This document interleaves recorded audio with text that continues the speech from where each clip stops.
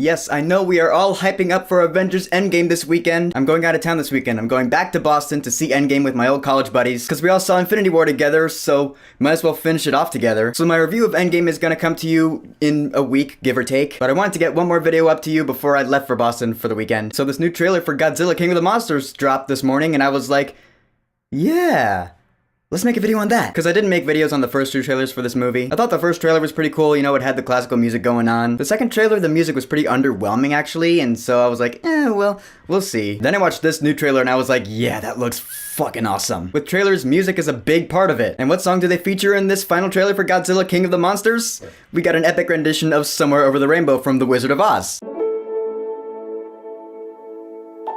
What we are witnessing here is the return of Titans. Which to me, anything related to The Wizard of Oz is a win in my book. I am looking forward to this movie. As much as I didn't really like the first Godzilla, the one that came out in 2014, I made a video on it, you can check it out if you want. This sequel seems to have a lot more action, because we have 3 new iconic monsters this time around. Mothra, Rodan, Ghidorah. Oh my.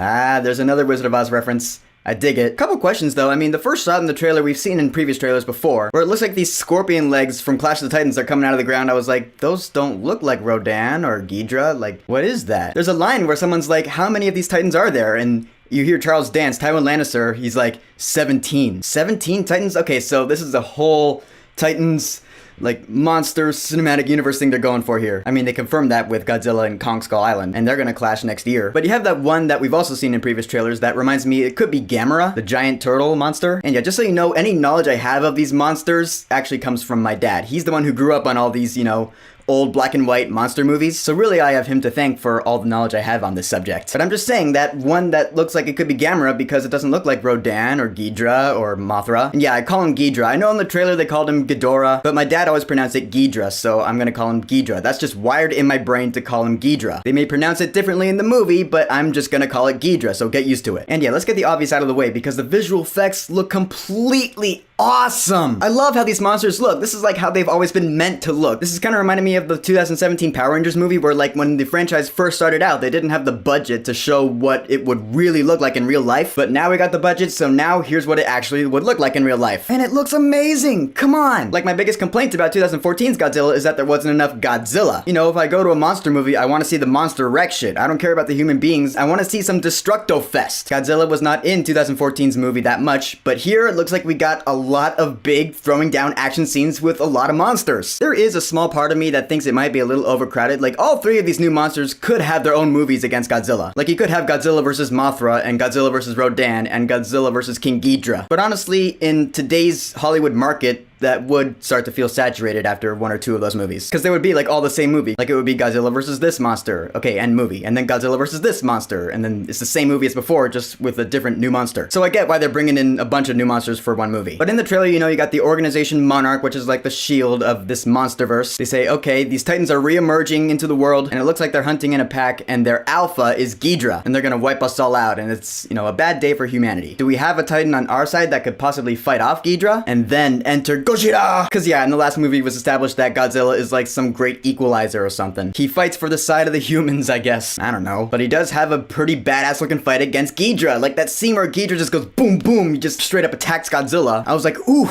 That's gotta hurt. You got that small scene with Ken Watanabe's character. I think he might actually die in this movie because he's not in the cast list for Godzilla vs. Kong. I know I shouldn't look into that kind of stuff, but that's just my prediction.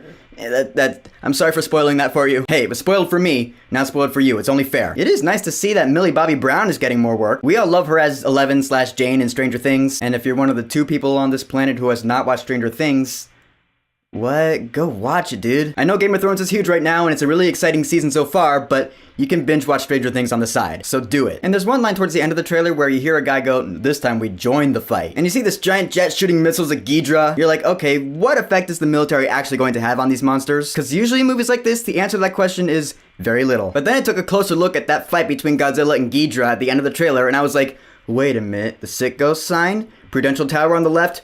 Holy crap, they're trashing Boston! Like I said, I'm about to go to Boston for the weekend. I don't want to arrive there and find it all trashed. I'm just saying, wait until after I leave. Or actually, my younger brother is in college there now too, so wait until after he graduates. All honesty though, it'll be interesting to see the city I lived in for a few years get trashed by giant monsters. Cause it's never Boston, you know? It's either New York or Tokyo or LA. So in the end, I'm actually really looking forward to this movie. Godzilla King of the Monsters looks awesome. I mean, it comes out in a little over a month, so in a month from now, this video is just gonna be obsolete. But like I said, I'm about to be gone for the weekend and I wanted to get one last video up. So thank you Warner Brothers Entertainment for giving me something to make a video about today. So the final trailer for Godzilla King of the Monsters. Have you seen it? What do you think about it? Just what are your thoughts on this movie? Do you think it looks good? And what are your plans for Endgame? Who are you gonna see it with? Whatever you want to say, go ahead and leave a comment.